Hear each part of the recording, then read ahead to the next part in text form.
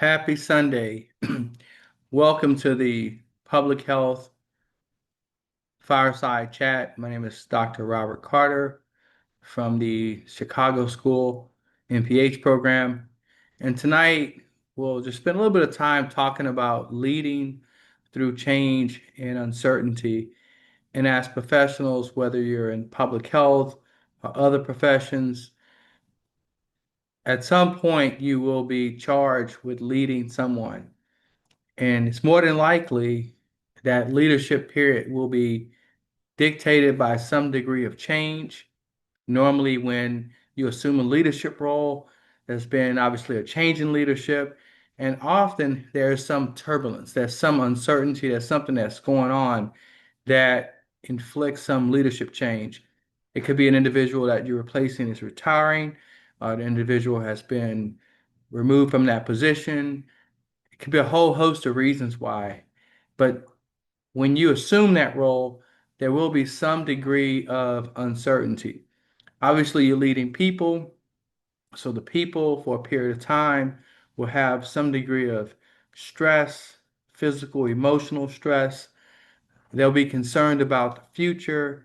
And so all that will create a environment where you will have to lead through some degree of uncertainty. So tonight, I'm going to talk with you a little bit about some of the strategies for resilience and how to lead with an adaptive mindset. So you will have to remain resilient as a leader, as well as the people in the environment that you're having to lead through. You'll have to ensure that you remain adaptive to change because often you'll perform some assessment and then you'll want to immediately jump in and begin to drive change. Unfortunately, if you do that without a clear assessment, you can sometimes leave behind the people that you've been charged to lead with. So why change and uncertainty matters? Well, as I mentioned before, there's a whole host of reasons. There could be some rapid technological shift. Okay, there could be some disruptions in the market, whatever market you're in. There could be some crisis, and all of that will have some degree of impact on your employees. Generally, what you see is that individuals will exhibit some signs of stress, so you could see where individuals are, they're having difficulty with the various people within their environment. There could be some disengagement. So individuals you'll find that they may decide to, disengage. They're not as engaged as they once have been in the past. You might see some turnover. Some folks may say, this is not for me. I'm going to go find something else to do. And so as a leader, you must be able to adapt because one of the challenges is that you still got work to do. The folks that's on your team still have goals. The company, the organization still has goals. And so during that leadership change in this uncertain period, you run the risk of falling behind. And particularly if you go to the third bullet, where the employees are being impacted, where they're stressed, disengaged, both of those result in some degree of loss of productivity. If you have turnover and you lose key leaders, worker bees, folks that's basically ensuring that the tasks are getting accomplished, that can also result in you running the risk of falling behind. Because then now you have to try and get those individuals back on board, their buy-in, and then the individuals that leave, you got to somehow convince management to actually replace them. So that's the environment that you could find yourself dealing with. And so when we look at this, what are some of the key challenges that leaders will often face? There'll be some degree of ambiguity in decision making, or at least that's how it could be perceived. And there's probably some reality to that because if you're new to that team, or even if you've been leading that team for a period of time and you face this period of uncertainty, there's change. And the worst scenario, at least for a leader, there's a change in leadership and there's an overall crisis. But there's also opportunity in that. But to the team and possibly to even your higher ups and managers, there's going to be appear to be some lackluster in decision making because often you will not have all of the historical data because you're facing a new environment. If you're new to that team, you're not going to have all the history. Many of the people on your team will have presumably more data points than you actually have. So there's going to be some questions about how you're making decisions. Also, you likely face resistance to change within your teams. And so there'll be folks that maybe were, even though the environment was uncomfortable, there may have been some challenges, they'll be fine. Okay. It's especially if there's been a lot of change. They'll say, well, the environment I'm in now, it may not be ideal, but I'm comfortable with it. And so you'll have to overcome that. At the same time, you'll have to find a way to maintain morale and motivation.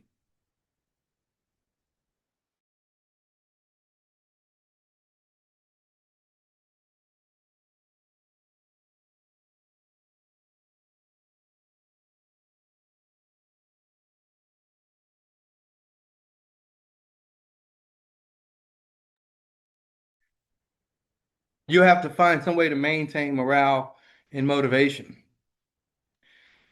And that can be very difficult because you may not necessarily, first of all, know what is driving the morale down. And if you haven't been leading that team, you may not know actually what motivates them. So that's one of the things you'll have to spend some time doing is spending time, balancing your time between understanding what is required for you to get the work done. And if that's in public health, that can be quite complex, in particular during a crisis. At the same time, you'll have to determine what motivates the individuals, also do an ad hoc, an assessment of the overall morale, and then you'll have to balance your short-term needs with your long-term goals. So maybe after your 30-day, 60-day, 90-day assessment, you determine this is what I need to focus the team on. However, you'll have to balance that with the top three, right? How are you making decisions?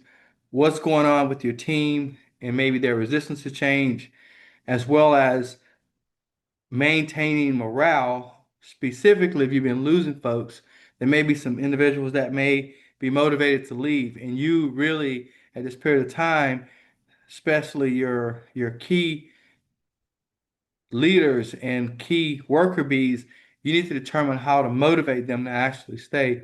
So that there'll be some degree of balancing, again, these short-term needs with your long-term goals. And so as you're maybe not in that position right now, what are some things that you need to think about? And these are some of just the characteristics of effective change leaders. And so there are a number of ways, there's assessments for each one of these. I won't get into that tonight, but you can definitely message me and I can recommend you, I can help you specifically if you're interested in a particular type of assessment. But one of the things you have to maintain during this period of time is high EQ, emotional intelligence, and empathy, because and that can be difficult coming into a role as a new leader. Demonstrating empathy and emotional intelligence is good, but you have to balance that at the same time to maintain that you are in charge and that you are competent to basically lead the team. So you're balancing developing your competence at the same time, you're balancing empathy and communicating to your workforce and your team that you understand what they're going through, you understand their stresses. You go back to the previous slide, you're balancing your short-term needs against your long-term goals. And that's going to be the same case for your team. So it's important for to be an effective change leader in that period of time to maintain agility and adaptability. Most importantly, you got to communicate 2 or 3 levels down and 2 or 3 levels up. So that's also going to be a balance. In order to be able to communicate 2 levels below, you need to basically have some direct way of communicating. One of the effective ways you can do that is with skip level meetings. But you can't start off there because that could make the folks that's right underneath you, your direct reports, a little uncomfortable if you begin to talk and meet with individuals that work for them. But at the same time, you have to be able to communicate directly with them. So maybe initially some town halls, other ways to basically open door policy, maybe just some of the ways, but everything that you put out, all of your message must be strong communication. It must be linked together. Each time you communicate, you have to stick to the same message, same theme. And then when you decide to change that, you need to do it in a way, email, town hall, skip level meetings, meetings from your direct reports, and you have to basically communicate that the priorities have changed because otherwise you could actually have individuals working different problems. And one of the things you really need in any situation is to ensure that everybody's solving, everybody understands the vision, mission, and that everybody's working towards the same common goals and values. And so you also, to be a change leader or an effective change leader, you got to be a visionary thinker. You got to basically think beyond the problems that's right in front of your face. You got to be able to think, okay, I'm in a situation. What's what do I need to basically do to get us to our 1 year mark, 2 year mark, 3 year mark? You got to be able to visualize out of the situation that you're currently in. Okay. And you have to be able to communicate that. And you have to be able also to be adaptable and flexible in that period of time because you remember everything's changing. There's a lot of things that's going on. Nothing's static. So if you get fixated on trying to solve the problem that's in front of you, by the time you solve that problem, it's no longer a problem. There's another problem, or there's a new solution, or there's some additional evidence. So you got to be able to say, okay, not get caught in the sewer, not get caught in just the moment. You got to be able to look beyond that and communicate that, get your team thinking in a very similar manner. So while all of these are important for you as the leader, you got to remember your folks that's just below you, they're also in this position. So you got to also develop, teach, mentor these same characteristics, enable these characteristics, identify leaders within your organization that exhibit these characteristics and develop them because the deeper you can go into instilling and nurturing these characteristics, the more effective you will be as the overall leader. So communicating through change.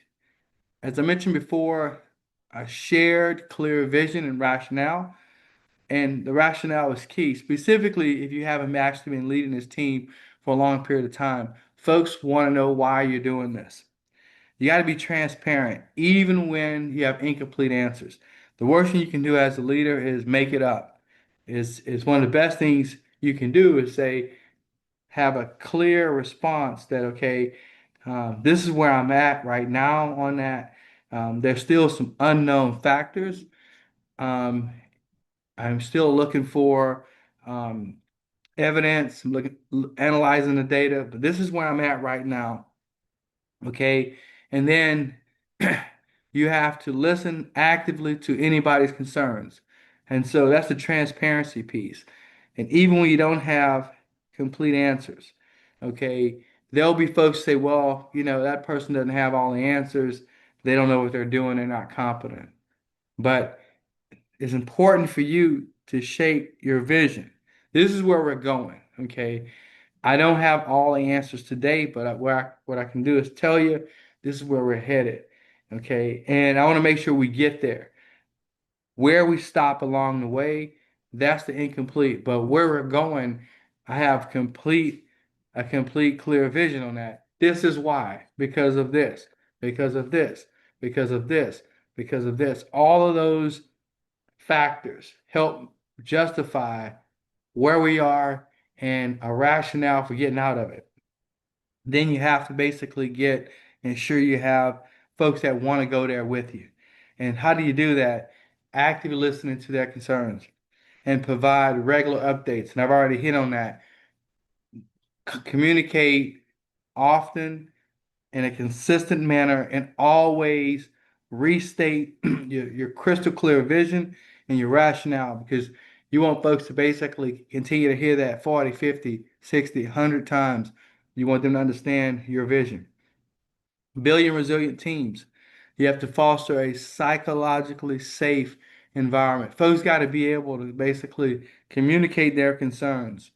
You also have to encourage learning from failure. Okay, so recognize and celebrate small wins and enable team members to solve problems. If you're going to solve all the problems to get to the new visionary state, the future state, your desired end state, if you have to do all the thinking, all the problem solving to get there, and you the only person that's learning from failure, you're not going to actually have a resilient team. You're going to get stuck somewhere, okay? Because soon as there's a failure and folks that I had an actual answer, we didn't have to relearn that, then you're going to begin to lose confidence. You're going to basically reverse the likelihood of actually having a psychologically safe space. Your team will start to quit. So it's critical for you, first of all, characteristics of that effective leader, communicating through change. All of that is going to enable you to build resilient teams. So, what are some strategies for leading through uncertainty? Scenario planning, as I mentioned before, this is where we're going. This is the possible scenarios. What are the contingencies? Contingency thinking. If this happens, we're going to go here, but we're still moving forward. We're still moving forward. If this happens, okay, then we're going to move. Okay, and then you're communicating with your team. Okay, this is where we are, and get them involved in the contingency thinking. Get them involved in the scenario planning, because again, if you're the only person that knows the plan, execute the plan, it's going to fail. You need everybody understanding what the vision, what the plan, how are we getting there, what happens if this happens, what happens if this happens, how we're going to continue moving forward. That has to be your overall consistent message. Because basically everybody understands that we are moving out, this is how we're doing it, and we're doing this together. And prioritize flexibility over rigid plans, because you got to remember there's uncertainty. You're new to the team. You're going to learn new information. And you have to cultivate a culture of experimentation, basically, but experimenting and moving in the same direction. And then, as I mentioned before, you're going to continue to collect data points because you communicated that multiple ways to your team. And that's going to allow you to continue to make data informed decisions, but you're acting decisively. Once you actually have 80% of the data, 70% of the data, whatever data you need, you're not going to just become a data monkey. You're not going to just basically keep the data. Okay, let me, lead him with indecisiveness. Okay, you got to act decisively. Once you have the data, you have to establish. Okay, I need this, this, and this, and I can make that decision. You got to figure out what those are. So when your team bring you, the team is working towards prioritizing. They can say to their teams, below you, the teams that they're leading, those sub teams, and say, hey, look, the boss needs this, okay? And so the team says, our priority this week is to get that, and then the next week, the following week, that your team bring you those components, and they said, okay, let's talk about, okay, you have that component, you have that component, you have that component, you have that component. Okay, and they bring it in, you have a discussion, you got to act decisively. Yep, this is the direction we're going. Okay, that's the prioritized flexibility over rigid plans. If you automatically just keep putting your team on data mining exercises, they will lose confidence because it's going to look like busy work to them. That's what they're going to hear. Well, we bring them all this data, but nothing's happening. There's nothing decisive that's actually going on. You're not going to cultivate a culture of experimentation. You're going to cultivate a culture of fatigue. And folks who become more stressed, and you're going to continue to lose solid team members, solid members of your team. And this is critical. You have to support well-being. You got to promote work-life balance. You got to provide mental health resources. You got to check in on your team, and you have to adjust workloads as needed because you got to remember you've lost members of the team. Some team members have checked out. Everybody's not hitting on all cylinders, but this is not the team time where you start like head hunting, looking for folks to fire, right? Because that's going to just drive morale. There's going to be a period in place for that, but it's probably not at this phase where you're basically trying to basically get the team together and stuff like that. So you're going to really have to work towards what can you do to promote their work-life balance, provide resources. Again, that's the empathy, that's the caring, that's what we talked about before. These are all ways you're basically showing, putting your money where your mouth is. Okay, and you're gonna basically begin to see as people know these resources out there, they know you care, you're gonna see a team really jump in there for you. And so um, when you look at if you don't have case studies or examples, you basically um, find one. Describe a leader, an organization that successfully navigated uncertainty. Okay, so you talk about Microsoft or some other example relevant to your field, but you got to come up with something to basically show that you thought about this. Other people have basically, led through uncertainty and have gotten there. Okay, you got to find some solid examples, and folks will rally behind you. And then you got to take action. You got to reflect on the current challenges, your organization, and identify leadership behaviors to adapt and strengthen. And that's where you basically, instead of like get rid of people, you basically like, okay, like individual coaching, mentoring, group, or whatever, you basically begin to now do some behavior change. Okay, this is where we're trying to get. I see you don't seem to be fully on board. How can we get you on board? How can we get you to commit? And so it's commitment, one immediate action to improve team resilience. So that's what you're doing. You're identifying individuals that's resistant now. You're identifying things that folks are not committed to, understanding how can you get them committed, how can you move out. And so that is the most important thing that you can do is, as I mentioned before, acting decisively and having some real research examples. So folks are going to say, man, I don't know. How do you know this is going to work? Has this worked for anybody else? And you're going to basically have to say, yep, X was in a similar situation. They made it through it. This is how they made it through it. I've researched it. I've learned.